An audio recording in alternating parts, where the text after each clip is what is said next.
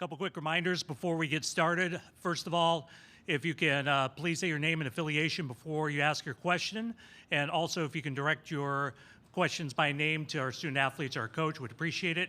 Reminder, no video is taken within the press conference area. If you want to access the press conference video, please do so through using the electronic media boxes in the next room or by utilizing the NCAA Digital Media Hub after we are done. Post-game press conference number one, Memphis with a 64-53 win over Boise State. Joining us is head coach Penny Hardaway, along with student athletes Jalen Duran and Alex Lomax. Coach, congratulations on the win. Your opening statement, and then we'll open it up to media. Yeah, thank you. It was a fantastic win for us in the program. The guys fought hard. We knew that the game wasn't over at halftime because this is March Madness. We know that teams are going to always make runs. We know Boise is a great team. They were going to dig in. They've been in a bunch of close games all year. They've been playing well all year.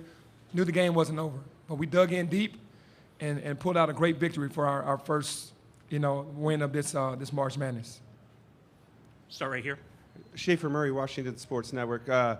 Penny, just talk about how this was different from you playing as a player compared to as a coach, how it differs and just what it means to you, having that Memphis across your chest and getting that big win. Yeah, first of all, as a player, it's the same thing as a coach for me. The preparation was always big for me. For me, I was going into the game, I needed to watch the guards. I was just a student of the game. I wanted to know what their strengths and what their weaknesses were. It's the same thing I do as a coach. I try to put our guys in a position with the game plan on understanding the strengths and weaknesses of the other teams. Try to get easy opportunities on offense from what I see how they play defense. So to me, it's similar, and it means a lot to me to have the Memphis across my chest, representing the city of Memphis in this tournament.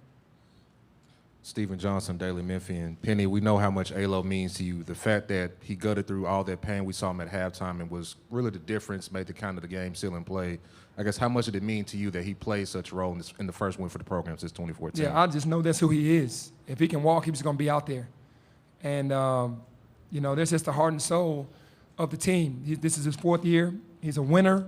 He understands what it means to the city for us to be here right now and that the entire city was watching. And to see him gut through that is what I'm used to. That's just who he is. Jason Munns with the Commercial Appeal. Alex, how are you feeling, winning in your NCAA tournament debut from a big picture standpoint, and then how's your ankle? From a big picture standpoint, I'm like a happy kid at the candy store right now. That's my first win, my first time being here, and it was a hard fought game. We left it all on the court. That's one thing that I can say, and I'm just very happy for the city. It wasn't just for me. This was something I wanted to do for the city for a long time now, and I'm glad I was able to get that first win my senior year for the city of Memphis. And with my ankle, my emotions are real high right now, and I'll be good to go. I'm feeling good. A lot of adrenaline still rushing, so I'm ready to go. Terry Davis, Tri-State defender. Penny Hardaway, what was your emotions entering the game, and what was your emotion going out of the game? Because you can never go 1-0 again, because you always be 1-0 going to the NCAA tournament. So what are your emotions before and after the game? Yeah, going into the game, I was anxious to get it started. I wanted to see how my team was going to play in the first 5 minutes, and we came out to battle. We were battling, and after the game, man, it was just a relief because I knew how good Boise State is, a great basketball team. I know how good they are. We played them last year in the NIT, and they've gotten better and added some great pieces, and, man, they just play together. They're just one unit on both sides of the ball, and they're very tough, so I was definitely pleased to get out of there with a win.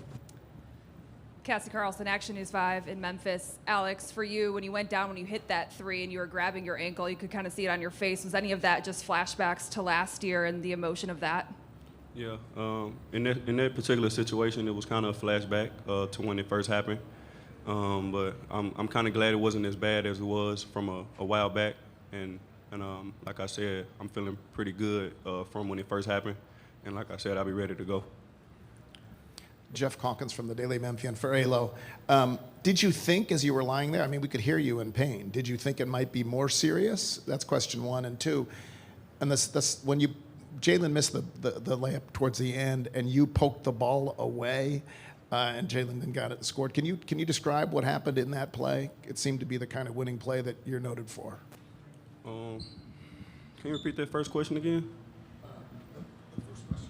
What did you feel like when you went down and you were in pain? Okay. Did you think it When was? it was very painful when I first went down because I landed on his foot, and I kind of felt a couple pops or whatever in my ankle at the moment. But like I said, it wasn't as bad as I thought it was because I was able to finish the game and have some adrenaline that helped me with that. And that last play towards the end of the game, to be honest, I kind of went against the game plan. I didn't supposed to stop the break high. But I took a chance right there. It was one in a million chance, and it went through. And Jalen, he made the bigger play by being patient and being the beast that he is by finishing that. And everything kind of went through. That's the chances that I'm willing to take sometimes, and it kind of worked well for us.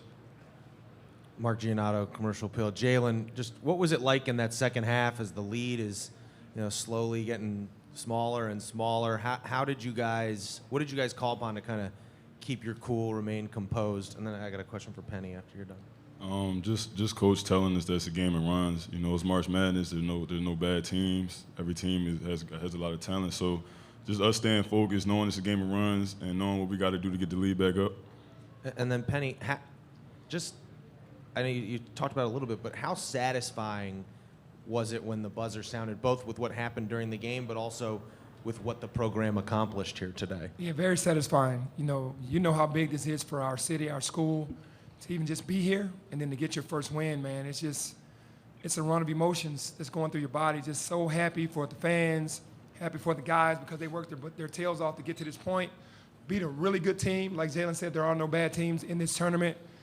And, man, just filled with nothing but just gratefulness and just being thankful for the opportunity to get that first win. Do we have any questions from our Zoom room? If you do, please raise your hand. Not seeing any at the moment. We'll go back to the room. Hey, JD, all year long you were saying, I just want to make the tournament. I just want to make the tournament. What are your emotions going into this first game, and what are your feelings going into the next game?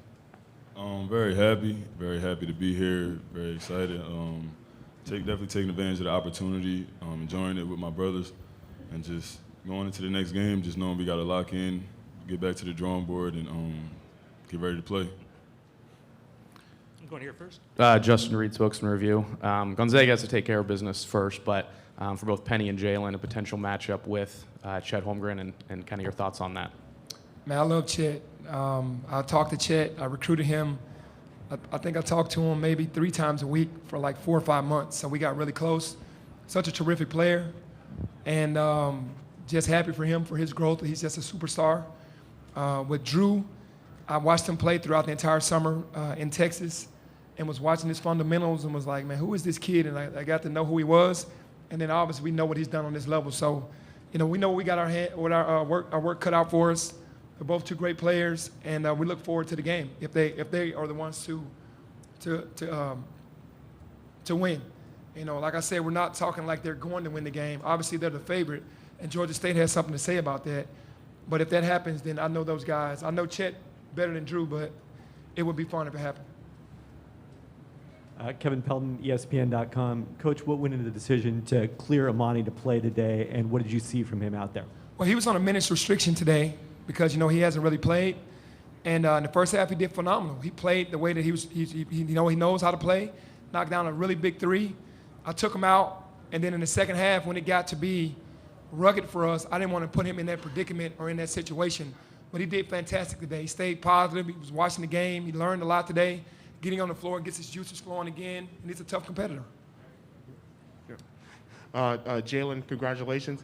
You had your double-double, but probably the most emotional you were on the court was when you made a backdoor pass, which led to a pass that led to a score late in that game. What were your emotions like there when, not just when you're doing your scoring and rebounding, but you had 1 big block as well, and that is secondary assist. What are your emotions like when you make those plays to help your team win?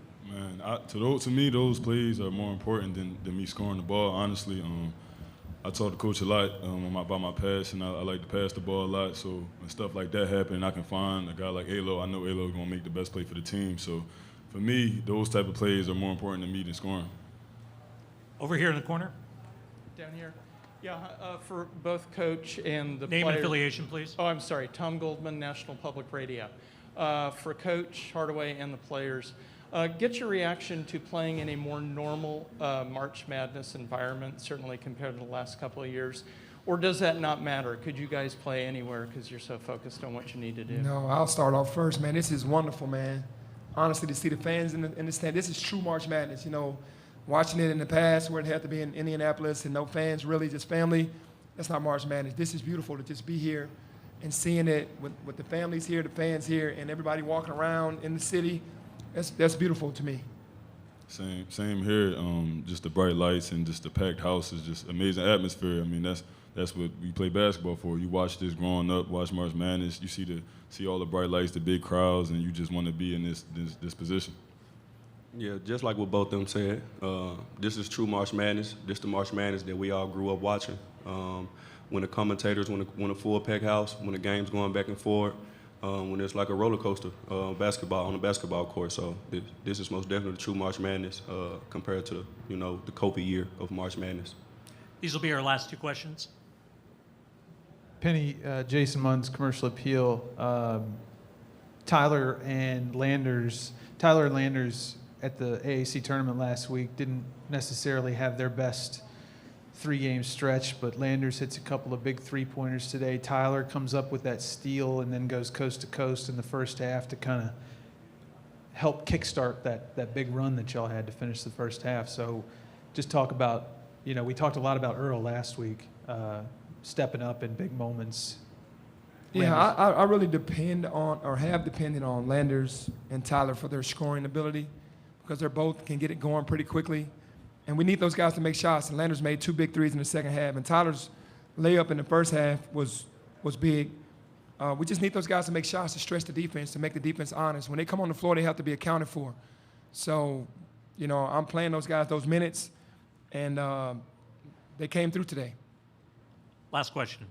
Alo, Stephen Johnson, Daily Memphian. With everything that was kind of going on in the second half, near 20-point lead kind of goes all the way down to 5. How does some of that early adversity you guys went through, how do you think that kind of prepared you guys to kind of weather that storm? And what was basically almost a road game for you guys? Coach Penny, we always be in situational things at practice.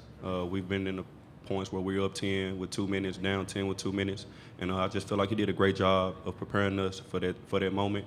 And just throughout my past and my history, I've always been in games where I could be up 20 or down 20, and the game is never over.